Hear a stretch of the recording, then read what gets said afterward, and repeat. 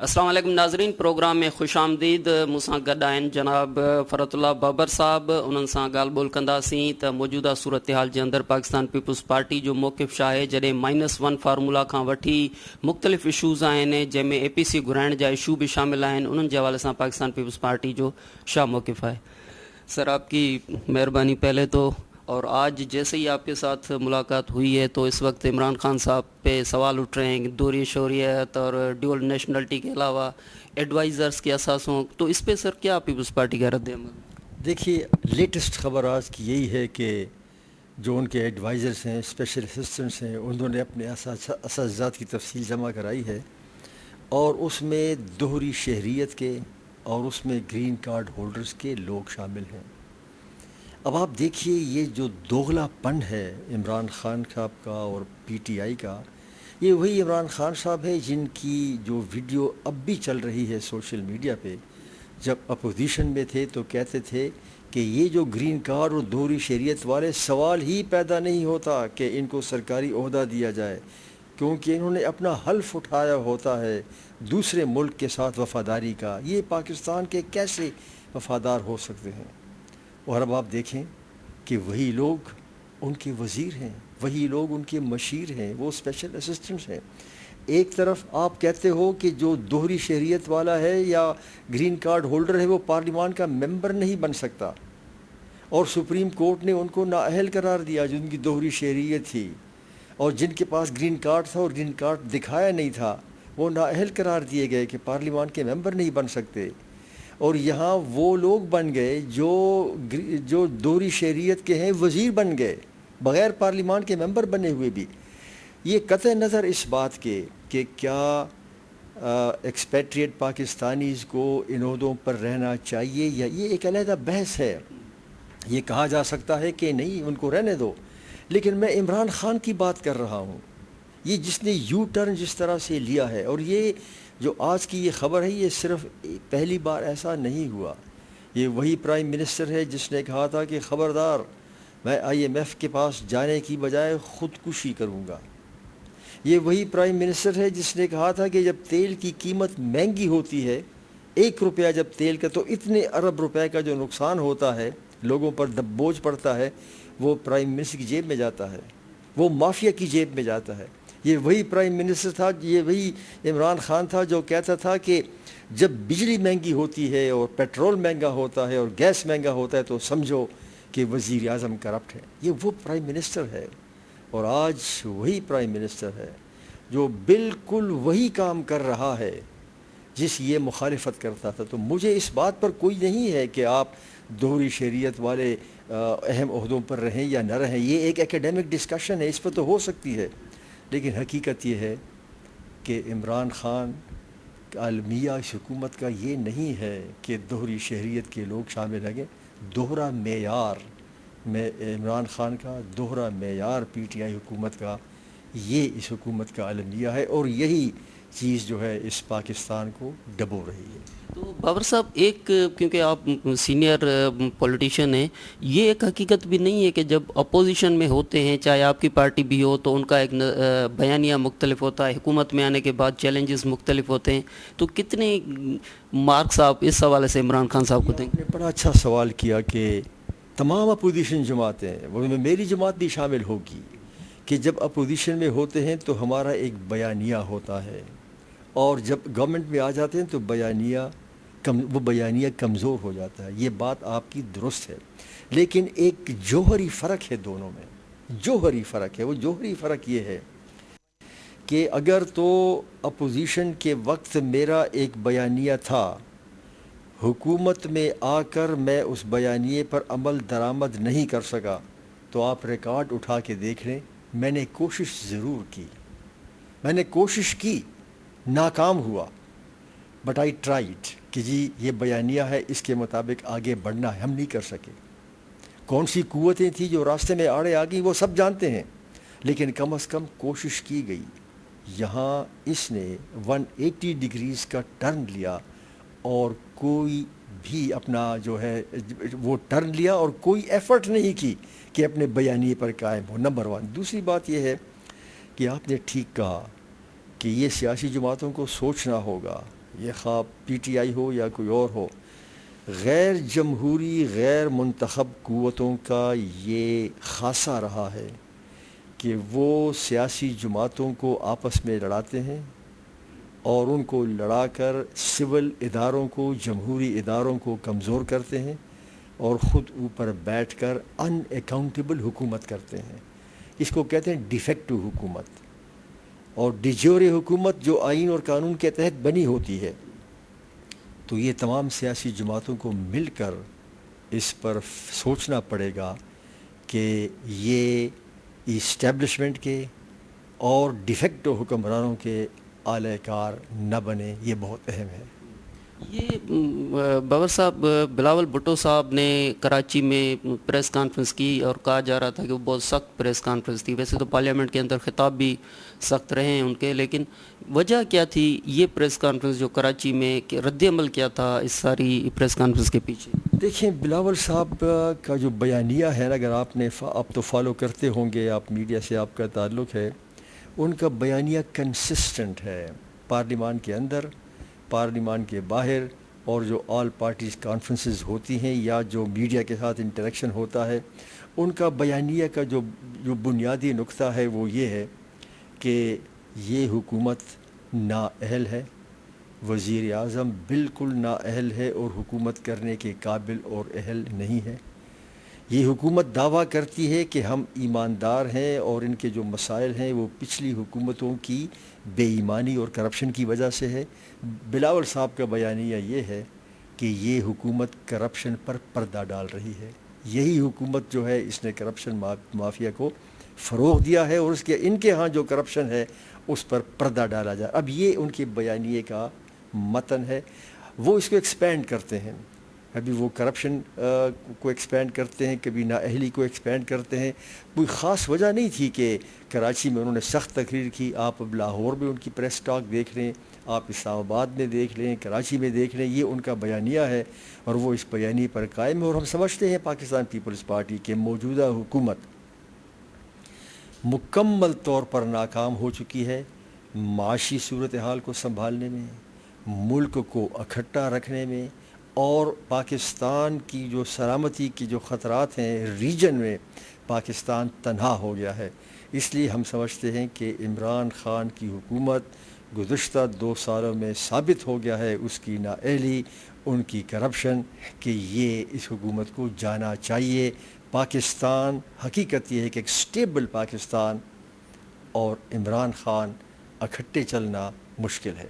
اس press conference کے بعد باور صاحب ہم نے دیکھا کہ جو رد عمل تو نہ کہیں، لیکن ایک تھریٹ آیا بلاول صاحب کو احسان حوالے سے، تو اس پہ بھی پارٹی نے رد عمل تو دیا، لیکن یہ بڑا عجیب نہیں تھا کہ بلاول بھٹو صاحب کو وہاں سے تھریٹ آئے، ٹویٹر کے ذریعے تھریٹ آئے، تو پارٹی کو کتنا بڑا یہ تھریٹ ہے یا کتنا آپ اپنے آپ کو کنسرن شو کرتے ہیں؟ دیکھیے، پہلی بات تو یہ ہے کہ یہ دیکھا جائے کہ یہ تھریٹ کس کی طرف، یہ وارننگ اور تھریٹ کس کی طرف سے آئی ہے اور وہ کون تھا۔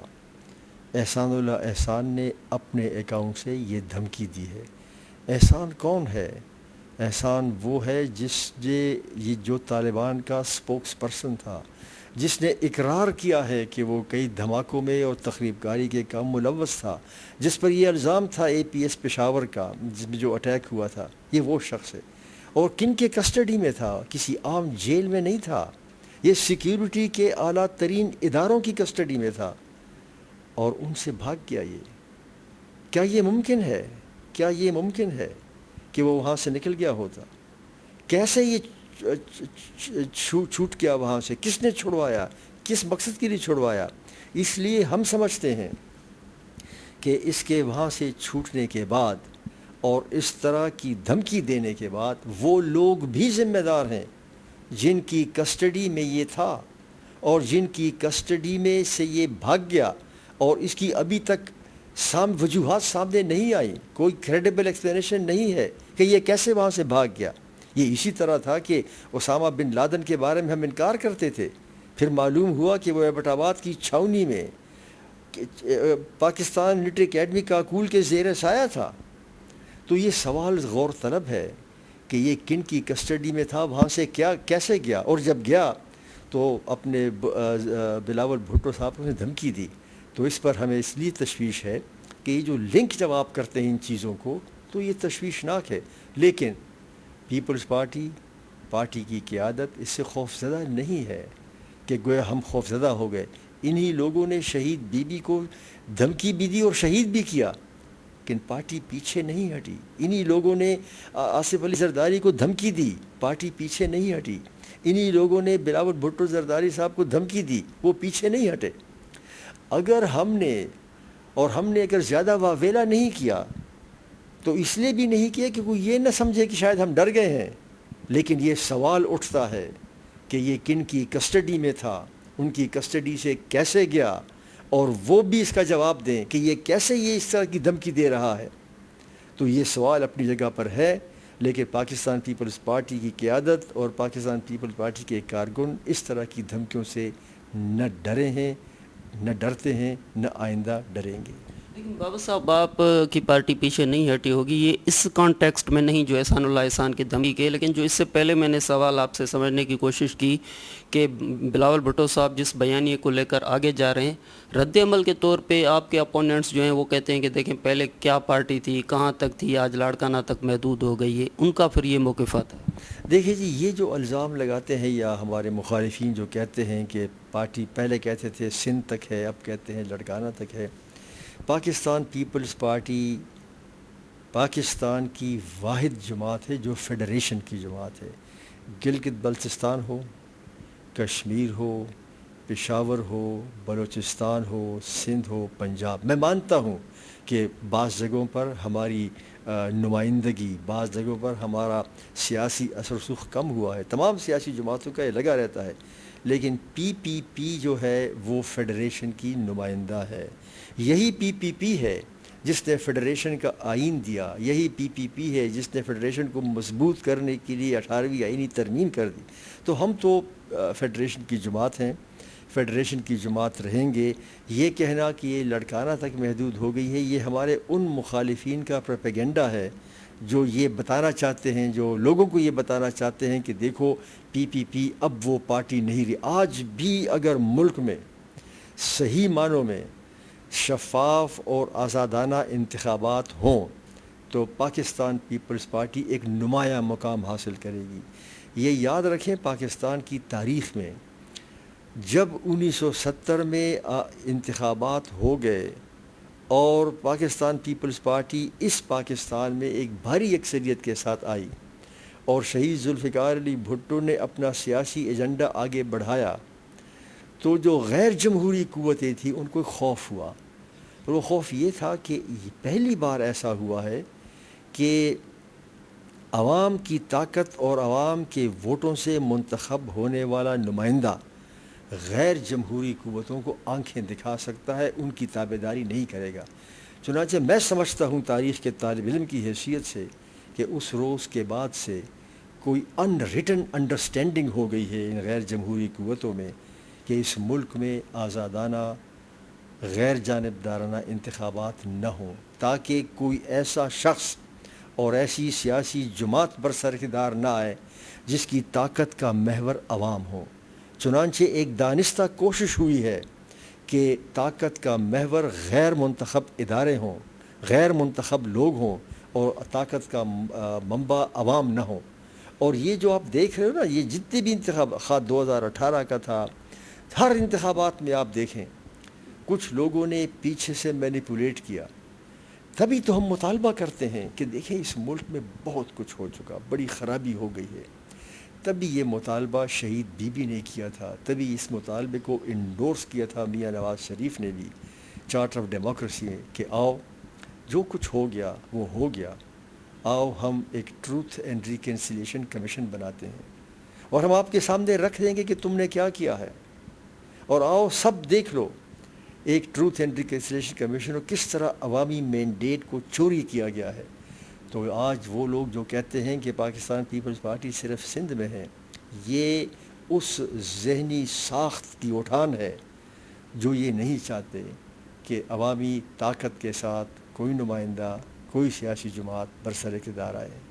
بابا صاحب، یہ ایک ضمنی سا سوال آپ کی باتوں سے نکلتا ہے اور اکیڈمک سوال ہے کہ آپ نے پہلے تو کوشش کی کہ پیپلز پارٹی پروگریسو پارٹی کے طور پہ لیڈ کرے، پھر آگے چل کے بسا کے جمہوریت بھی کرنی پڑی، پھر جو ابھی آپ نے بات کی یہ میاں رضا ربانی صاحب سینٹ کے اندر بھی کہتے ہیں کہ جی گول میز کانفرنس کی طرح سارے جو اسٹیک ہولڈر ہیں آ کے بیٹھے، تو معاملات آپ نہیں سمجھ رہے کہ وہ جو پارٹی نے پہلے دن کہا تھا کہ ہم اکیلے پیپلز پارٹی اپنے نظریے کے ساتھ یہاں آ کے لیڈ کرے گی، ظاہر سی بات ہے ابھی ہم کہہ رہے ہیں کہ سارے مل کے جو اسٹیک ہولڈر ہیں آ کے بیٹھیں، میرا مقصد ہے کہ سپریم کورٹ ہو، اسٹیبلشمنٹ ہو، اور یہ سب آ کے بیٹھیں اور پھر طے کریں، تو بات تو یہاں تک آ گئی نا۔ دیکھیے جی، یہ جو ہم کہتے ہیں نا کہ سب اسٹیک ہولڈرز مشاورت کر رہے ہیں، وہ ہم اس لیے کہہ رہے ہیں، لیکن اس کا طریقہ کار کیا ہوگا اس پر شاید آپ نے جب آپ نے یہ بات سنی کہ ہم نے یہ کہا ہے کہ اسٹیک ہولڈرز مل کر بات کریں، ہم کیوں کہتے ہیں؟ اس لیے کہتے ہیں کہ آئین کے اندر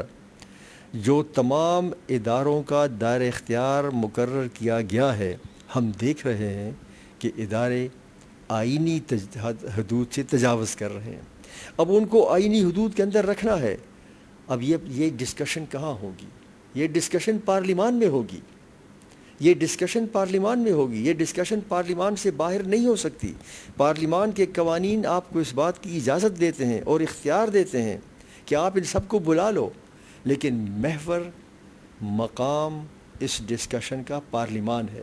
پارلیمان میں ہم آواز اٹھاتے رہے، اور آپ کو میں بتا دوں کہ ہم نے جب پارلیمان میں مختلف ایشوز پر بات کی، مثلاً فاٹا ریفارمز کی بات تھی، تو تمام اسٹیک ہولڈرز کو بلایا گیا۔ یہ پارلیمان کے قوانین اجازت اور اسٹیک ہولڈرز آئے۔ جب پارلیمان نے یہ فیصلہ کیا کہ ہم جوڈیشل اصلاحات کرنا چاہتے ہیں اور کمیٹی آف دا ہول بنا دی گئی، تو آئی مسٹ سے کہ اس وقت کا جو چیف جسٹس صاحب تھے وہ بھی تشریف لائے، انہوں نے بھی بات کی۔ لاسٹ ٹائم آپ نے دیکھا ہوگا کہ آرمی چیف کو بلایا گیا تھا، ان کے ساتھ ان کی ٹیم بلائی گئی تھی۔ تو ایسے فورم جو ہے، پارلیمان بالادست ہوگا، پارلیمان مدر ہے تمام اداروں کی۔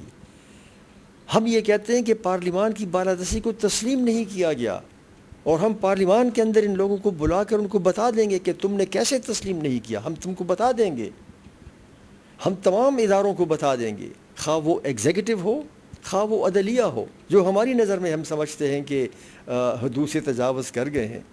تو یہ بڑا ضروری ہے کہ تمام ادارے جو ہیں وہ آئین کے اندر رہیں، اور ان کے ساتھ گفت و شنید کا جو فورم ہوگا وہ پارلیمان ہوگا۔ جہاں تک یہ بات ہے کہ دوسری سیاسی جماعتوں کے ساتھ مل کر، بلا شبہ بڑا ضروری ہے۔ یہ پاکستان کسی ایک صوبے کا نام نہیں، کسی ایک سیاسی جماعت کا نہیں، کسی ایک فرد واحد کا نہیں، آپ کو سب کو اکٹھے لے کے چلنا ہوگا۔ یہی فیڈریشن اور یہی جمہوریت کا حسن ہے اور تقاضا ہے۔ گئے وہ زمانہ گیا کہ اکیلا آپ سب کچھ کر لو گے، اب وہ آپ نہیں کر سکتے۔ 18ویں ترمیم کیا تھی؟ 1973 کا آئین کیا تھا؟ تمام صوبے، تمام فیڈریشن کے اکائی نمائندے، تمام سیاسی جماعتیں شامل تھیں، تبھی وہ دیر پا ہے، تبھی وہ لانگ لاسٹنگ ہے اور ابھی تک قائم ہے۔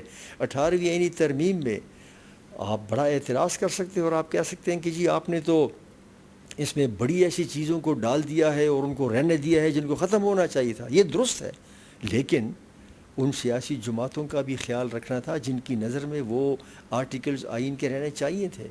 تو تمام سیاسی جماعتوں کو ساتھ لینے کا مقصد یہی ہے کہ پاکستان کے مسائل اتنے گمبھیر ہیں کہ وہ ایک سیاسی جماعت حل نہیں کر سکتی۔ اور اب اور میں آپ کو یہ خبر دے رہا ہوں کہ ہم یہ بھی اب کوشش کر رہے ہیں کہ پاکستان کی جو چھوٹی سیاسی جماعتیں ہیں، جنہیں آپ کہتے ہیں پیریفری کی جماعتیں ہیں، جن کو مین سٹریم پہ نہیں لایا جاتا، وہ بلوچستان میں بھی ہیں، خیبر پختونخوا میں بھی ہیں، جنوبی پنجاب میں بھی ہیں، جن کی آواز میڈیا پر بھی نہیں آتی کیونکہ وہ چھوٹی پارٹیاں ہیں، لیکن پیریفری کی پارٹیاں وہ بھی ایک آواز ہے۔ تو پیپلز پارٹی اب یہ سمجھتی ہے کہ ان کو بھی اکٹھا کریں، اور اگر سب پارٹیوں کو، اور شاید پیپلز پارٹی یہ اقدام بھی کرے کہ اور سیاسی جماعتوں کو جو پیریفری کی پارٹی ہیں، جو کونے پر ہیں، ان کو بھی، تاکہ ان کی آواز بھی سنائی جائے۔ اور یہ جو سینٹ ہے، یہ اس سینٹ کا فلسفہ جو جو اس کا ووٹنگ کا طریقہ کار ہے، پروپورشنل اس کے جو طریقہ کار کی کتنا ووٹ جو ہے آپ کو ملا تو جو آپ سے بچ گیا وہ مجھے ملا، اس طرح یہ ہے، اس کا مقصد یہی ہے کہ پیریفری کے لوگوں کو اور پیریفری کی پارٹیوں کو نمائندگی مل سکے، تو ہم اس فارمولے پر بھی کام کر رہے ہیں۔ تو یہ اس فارمولے پہ تو نواز شریف صاحب کی پارٹی بھی کام کرتے ہوئے نظر آ رہی ہے، خاص طور پہ مسلم لیگ کو متحدہ مسلم لیگ بنانے کے حوالے سے بھی خبریں آپ نے دیکھی ہوں گی، تو کیا یہ ان کی کوشش آپ کے لیے کوئی کنسرن ہے؟ دیکھیں جی، مسلم لیگ، ہر پارٹی اور سیاسی جماعت کا حق ہے کہ وہ الائنس کرے، دوسری الیکشن کے دوران الائنس کرے۔ اگر مسلم لیگ کی جو جتنی بھی شاخیں ہیں مسلم لیگ کی، اگر وہ آپس میں مل بیٹھ کے کرتی ہیں تو یہ ان کا کام ہے، اس پر تو ہم تبصرہ نہیں کر سکتا، مسلم لیگ کا کام ہے۔ لیکن ہمیں کیا اس وقت اپوزیشن کو کیا کرنا چاہیے؟ آپس میں اپوزیشن کی جماعتیں ملیں، الائنسز تبدیل کر دیں، لیکن اس وقت جو ایشو ہے وہ ذوالفقار یہ ہے کہ اپوزیشن کو متحد ہو کر اس حکومت کو ختم کرنا ہے، آئینی اور قانونی پارلیمانی طریقے کے ساتھ، اور اس کا تقاضا یہ ہے کہ تمام سیاسی جماعتیں اکٹھی ہو کر ایشوز کو سامنے رکھ کر آئندہ کے لاہ عمل کے لیے کوئی فیصلے کر لیں، اور اس کے لیے لازمی ہے کہ آل پارٹیز کانفرنس ہو۔ اور یہی وجہ ہے کہ آپ دیکھتے ہیں کہ بلاول بھٹو زرداری ہر اپنی پریس کانفرنس میں اور ہر پریس ٹاک میں اس کا اعادہ کرتا ہے۔ ہم بھی بار بار کہتے ہیں کہ جلد از جلد اے پی سی بلاؤ۔ ملک کے سامنے یہ کام سول سوسائٹی نہیں کرے گی، یہ کام کوئی اور لوگ نہیں، یہ کام وکلاء کی تنظیمیں نہیں کریں گی، یہ کام سیاسی جماعتوں کا ہے، اور اگر سیاسی جماعتیں اس وقت اکٹھی نہیں ہوں گی تو پھر یہ جو پی ٹی آئی گورنمنٹ ہے جو یہ کر رہی ہے یہ کرنے جائے گی۔ تو اس لیے ہمارا مطالبہ یہ ہے، ریکویسٹ یہ ہے کہ جلد از جلد اے پی سی بلائی جائے، اور اگر اس سے پہلے کوئی سیاسی جماعتیں آپس میں مل کے اپنی سیاسی جماعت 2-3 فیکشنز مل کے کرتے، وہ ان کا اپنا کام ہے، وہ کرتے رہیں، لیکن اپوزیشن کی تمام جماعتوں کو مل کر حکومت کا مقابلہ کرنے کے لیے اے پی سی کو بلانا ہوگا۔ لیکن اس میں سر 3 سوال آتے ہیں۔ ایک تو کہا جا رہا ہے کہ پیپلز پارٹی ہو یا باقی اپوزیشن کی جماعتیں ہوں، وہ عمران خان کو مائنس کرنے کے لیے کوئی سنجیدہ نہیں ہے، نمبر 1۔ نمبر 2 کہ مولانا فضل الرحمان صاحب نے یہی کوشش کی تو آپ لوگوں نے ساتھ نہیں دیا، جو ابھی آپ بات کریں کہ ہٹانا ہے۔ تیسری یہ کہ آل پارٹیز کانفرنس کا کوئی نقطہ نظر نہیں آ رہا، کبھی کہا جا رہا ہے کہ شہباز شریف صاحب کی طبیعت خراب ہے، کبھی کہا جا رہا ہے کہ جی یہ ابھی ہو نہیں سکتی، تو یہ موقف ہے سامنے سر۔ دیکھیں، یہ جو -1 کی بات ہے، یہ بات کیوں آئی ہے؟ -1 کی بات اس لیے آئی ہے کہ ہم نے کہا ہے کہ عمران خان نااہل ہے، نہیں چل سکتا۔ اچھا، اب کیا اگر ہمارا نتیجہ یہ ہے تو کیا کیا جائے؟ کیا عمران خان کو ہم غیر پارلیمانی طریقے سے ہٹائیں؟ وہ پاکستان پیپلز پارٹی نہیں کرے گی، ہم جمہوری آئینی طریقے کے ساتھ اس کو ہٹائیں گے۔ وہ کیسے ہٹا سکتے ہیں؟ وہ ایسے ہٹا سکتے ہیں کہ پارلیمان کے اندر وہ سیاسی جماعتیں جو ان کے ساتھ شامل ہیں ان کو ہم کہیں کہ یہ وجوہات ہیں، آپ کو علیحدہ ہو جانا چاہیے، آپ کو اپوزیشن کا حصہ ہونا چاہیے، اور آپ نے دیکھا کہ اختر مینگل کی جماعت جو ہے بی این پی مینگل، وہ علیحدہ ہو گئی ہے۔ دوسری جو سیاسی جماعتیں جو ایک کولیشن میں شامل ہیں وہ بھی حکومت سے ناخوش ہیں۔ ساؤتھ پنجاب کے جو لوگ ہیں وہ بھی حکومت سے ناخوش ہیں، کیونکہ یہی حکومت تھی جس نے کہا تھا کہ ہم نے آتے ہی 100 دن کے اندر، پہلے 100 دن کے اندر جنوبی پنجاب کا صوبہ بنانا ہے، اور دوسری سیاسی جماعتوں کے لوگوں کو توڑ کر جنوبی پنجاب محاذ کے نام سے ایک تنظیم بنائی اور وہ اپنے ساتھ شامل کی۔ اب وہ لوگ بھی پشیمان اور پریشان ہیں۔ تو آئینی اور قانونی اور پارلیمانی طریقہ کار یہ ہے کہ ہم اس کو اس طریقے سے ہٹا دیں۔ اگر وہاں سے بھی نہیں ہٹتا، سپوزنگ نہیں ہوتا، تو -1 فارمولے کا مقصد یہ کہ دیکھو عمران خان نہیں چل سکتا، تو عمران خان اگر تم نے اس ملک کو بچانا ہے اور اس ملک کی بہتری کو تم کرنا چاہتے ہو تو تم ہٹ جاؤ اپنی ہی پارٹی میں سے، اپنے کولیشن پارٹنرز میں سے کسی کو آگے لے آؤ۔ ہو سکتا ہے وہ اپوزیشن کو تم سے زیادہ قابل قبول ہو، اور ہو سکتا ہے تمہاری یہ کولیشن گورنمنٹ چلتی رہے۔ تو یہ ہے -1 کا فارمولہ۔ یہ نہیں ہے -1 کہ جس طرح عمران نے کیا تھا کہ پارلیمان کا گھیراؤ کرو، پارلیمنٹ ہاؤس اور پی ایم ہاؤس کا گھیراؤ کرو، وہ نہیں ہے آئینی قانونی طریقہ۔ ان دونوں میں فرق کیا ہوگا بابر صاحب؟ آپ کی پارٹی کا یہ سوال پہلے بھی ایک اور زاویے سے میں سمجھنے کی کوشش کر رہا ہوں کہ بے نظیر بھٹو صاحبہ نے بھی کہا وزیر اعظم کو چلنے نہیں دیا جا رہا، عدم اعتماد کی تحریک لائی جاتی ہے، نواز شریف صاحب بھی یہی بیان کر رہے ہیں، اور آج جب آپ ان کو عدم اعتماد کی تحریک یا پھر جس طرح نواز شریف صاحب کے زمانے کے نواز شریف کا نام ہٹا دیں، بے نظیر بھٹو صاحبہ کا نام بے نظیر انکم سپورٹ پروگرام سے ہٹا دیں، تو آج جب عدم اعتماد کی تحریک میں جائیں گے یا -1 کا آئینی فارمولہ بھی تلاش کریں گے یا ان کو کہیں گے ان ہاؤس چینج، عمران کا نام ہٹا دو، تو پھر سر دونوں میں کیا فرق نہیں ہوگا؟ کہتے کہ عمران کا نام ہٹا دو، عمران پارٹی کا سربراہ ہے، اگر اس کی پارٹی چاہتی ہے کہ وہ سربراہ رہے، وہ سربراہ رہے گا۔ عمران قومی اسمبلی کا ممبر ہے، وہ قومی اسمبلی کا ممبر رہے گا۔ عمران کی سیاسی جماعت کو جتنے ووٹ ملے ہیں وہ سیاسی جماعت ان کی جو پارلیمنٹ کے اندر ہے وہ رہے گی۔ ہم یہ کہتے ہیں کہ عمران خان یہ لسٹ ہے، یہ 45 چیزیں ہیں جس میں تم ناکام ہو گئے ہو، اور ناکامی کی ذمہ داری تمہاری ہے بیکاز تم پرائم منسٹر ہو، اور ہم اس سے بحث کرتے ہیں کہ جناب والا آپ ناکام ہو، آپ نااہل ہو۔ حقیقت یہ ہے کہ جب ان کی انتخابات ہو گئے، جیسے بھی ہو گئے، جیسے دھاندلی ہوئی، پیچھے کچھ اور لوگ تھے، ان کی جب حکومت آ گئی، ہمارا خیال یہ تھا اور کئی لوگوں کا خیال یہ تھا کہ 22 سال سے یہ شخص ایک بیانیہ دے رہا تھا، 22 سال سے یہ ایک نیریٹو دے رہا تھا، شاید اس نے ہوم ورک کیا ہوگا اور یہ کوئی تبدیلی لا سکے گا۔ اور ہم نے جب ان کی پہلی تقریر تھی تو ہمارے پارٹی کے سینئر قائدین بیٹھ کر نوٹ کرنے لگے کہ اب یہ جو اعلان کرے گا ہم آگے چل کر پھر دیکھیں کیا کریں۔ آپ دیکھیں 2 سال ہو گئے، آج تک اب پتہ لگا کہ اس کا کوئی پالیسی نہیں بنائی تھی، ٹوٹلی انپریپیئرڈ تھا، اس لیے یہ نااہل ہے، نہیں چل سکتا۔ بھئی اگر آپ کے ہاں اہل لوگ ہیں، تم پارٹی کے سربراہ ہو، کیا یہ کوئی انہونی بات ہے کہ پارٹی کا سربراہ کوئی اور ہو اور وزیر اعظم کوئی اور ہو؟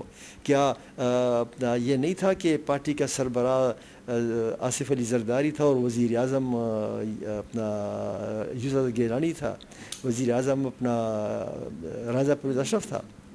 تو یہ تو کوئی غلط بات تو نہیں ہے، یہ تو ہو سکتا ہے، لیکن جب ہم یہ ثابت کر دیتے ہیں کہ آپ نااہل ہو تو پھر آپ کو چھوڑ دینا چاہیے۔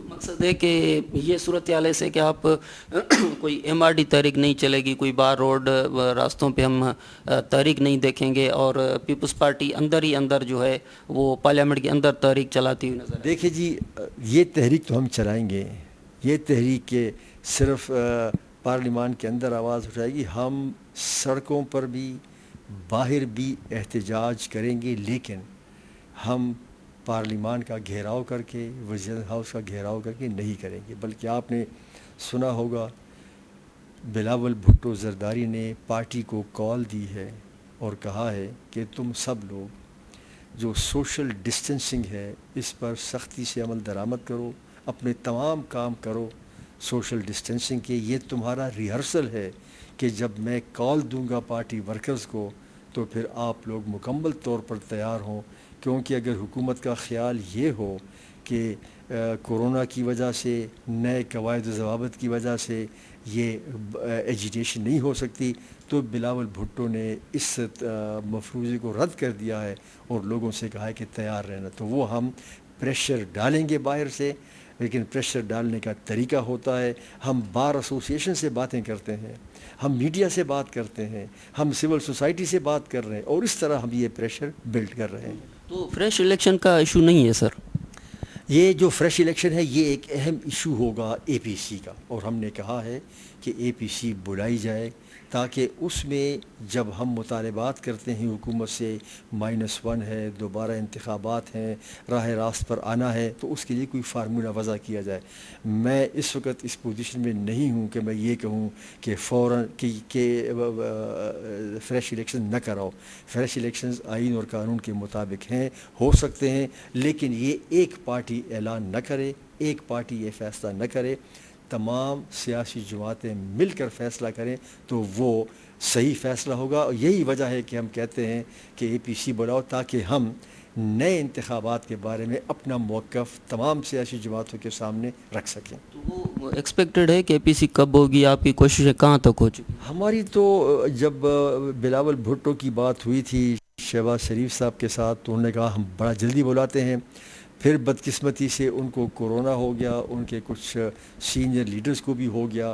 انہوں نے کہا کہ ہم جیسے بہتر ہوتے ہیں ہمارے حالات ہم کریں گے. پھر جب وہ کورونا سے صحت یاب ہو گئے تو پاکستان پیپلز پارٹی نے ان کو صحت یابی پر مبارکباد دی اور کہا کہ اب جلد بلا لیا جائے.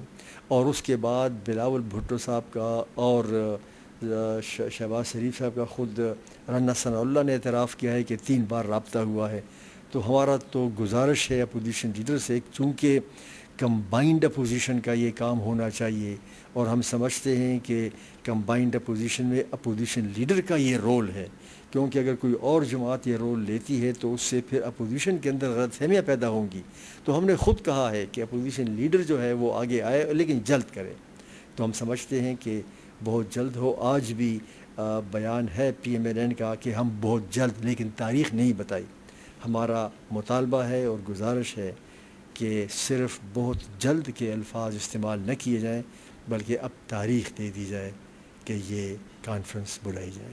تو مقصد ہے کہ اس کا آپ انتظار کریں کہ مسلم لیگ نون اگر تھوڑا سا ایک قدم آگے بڑھائے تو یہ معاملات بالکل ہو سکتے ہیں. یہ دیکھیے جی, جو مسلم لیگ نون کا ہم اس لیے کہہ رہے ہیں کہ مسلم لیگ نون کا جو سربراہ ہے وہ اپوزیشن لیڈر ہے. اپوزیشن لیڈر کوئی بھی ہوتا تو ہم اس کو کہتے کہ بھئی یہ جلدی کرو.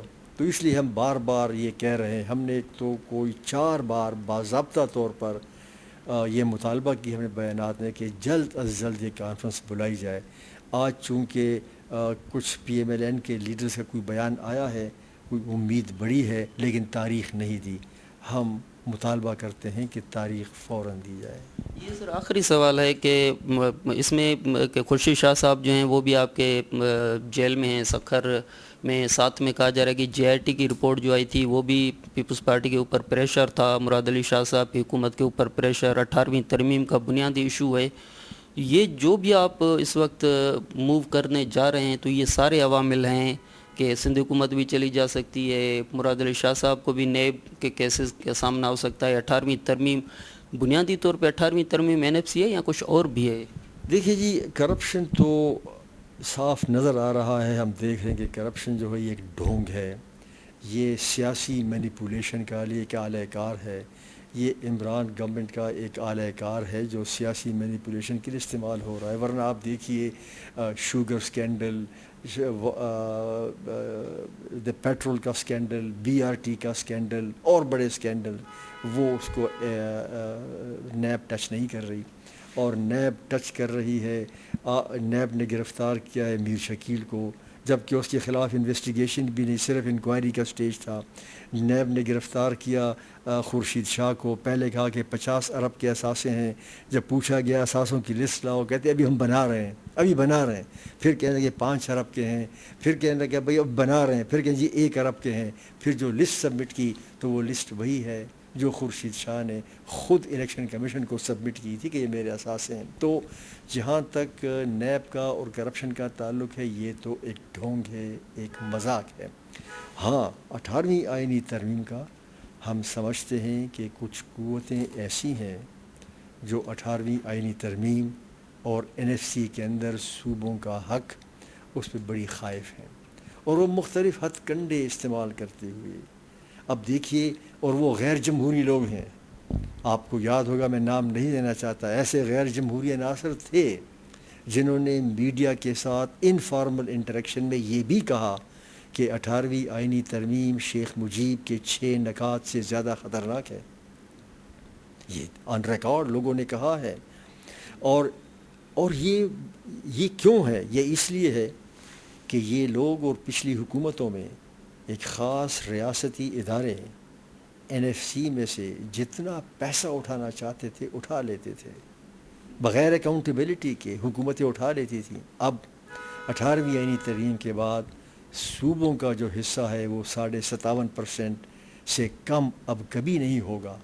گویا مرکز سے وہ اختیار چھین لیا گیا ہے کہ جب بھی چاہے کنویں میں ہاتھ ڈال کے جتنا پیسہ نکالنا چاہے نکال لے، وہ نہیں ہو سکتا۔ تو کچھ لوگ خائف ہیں، اور وہ لوگ جو خائف ہیں وہ مختلف ہتھ کنڈے استعمال کر کے اس کو ختم کرنے کی کوشش کر رہے ہیں، اور بدقسمتی سے عمران ان قوتوں کا اعلی کار بن گیا ہے، اور یہ ایک بڑی وجہ ہے جس کے ہم سمجھتے ہیں کہ عمران کو جانا چاہیے۔ بہت شکریہ بابر صاحب۔ ناظرین، یہ ہوئی ہن وقت تائیں جی صورتحال ایندڑ پروگرام تائیں ڈیندا اجازت۔ خدا حافظ۔